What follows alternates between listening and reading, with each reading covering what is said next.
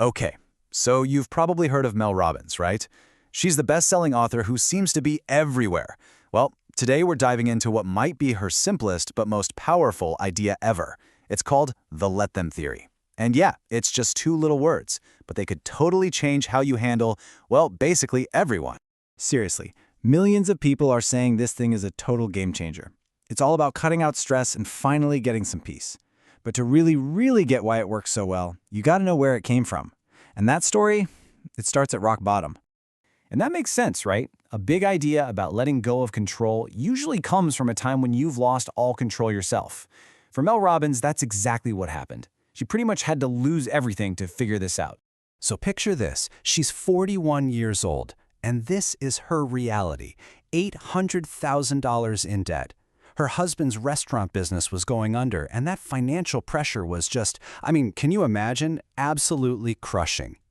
On top of that, she was unemployed, just completely drowning in anxiety and felt totally stuck.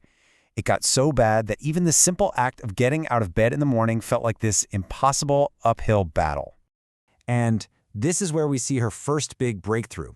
See, before she could even think about dealing with the outside world, she had to win the war that was raging inside her own head.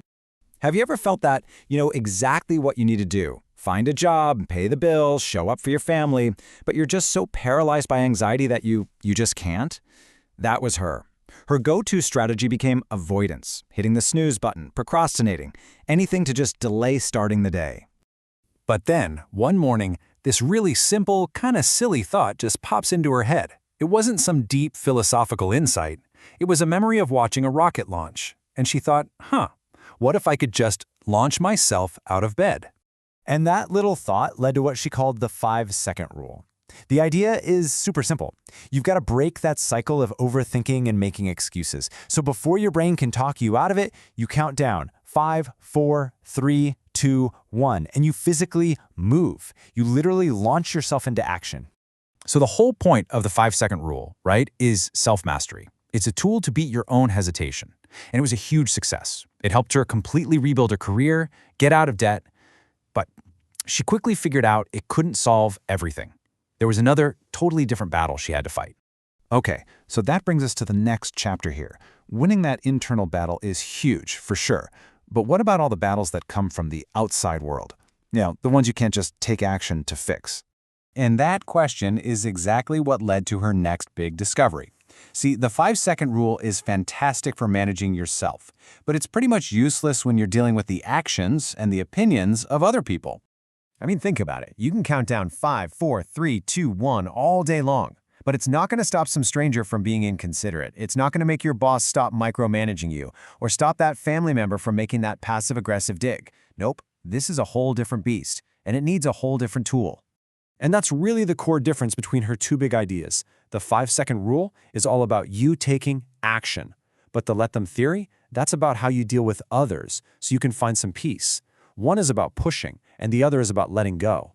Which brings us, finally, to the heart of what we're talking about today. The solution to that second external battle is a theory that is somehow both incredibly simple and, let's be honest, profoundly difficult. The Let Them Theory. So what is it exactly? Well, at its core, it's this huge shift in your mindset. Instead of constantly trying to control what other people are doing, or saying, or thinking, you just release that need to manage them. You stop wasting your precious energy on stuff that, let's face it, you can't control anyway. So what does this actually look like in real life? Okay, let's say a friend is gossiping about you, or a coworker doesn't invite you to lunch. Normally, you'd feel that sting, right? You'd want to confront them or fix it. Instead, you just let them. You take a step back and you just observe their behavior. Not as a personal attack, but as pure information about them. The goal isn't to change what they're doing, it's to see what their actions are telling you. And the payoff here? It's freedom. Real freedom. Freedom from trying to make every single person happy. Freedom from constantly chasing approval. Freedom from letting other people's opinions run your life. You literally take your power back. And this all leads to a really powerful place, because when you let other people just be who they are, you free up this incredible amount of mental and emotional energy. And then, you can finally focus on what actually matters, your own life. This quote just brings it all home, doesn't it? We spend so much time waiting for other people to say, it's okay. to approve of our choices, to validate how we feel. The real breakthrough happens when you realize the only permission you've ever needed is your own. So, I want to leave you with this question. Just think of one thing, one person, one situation that just drains your energy.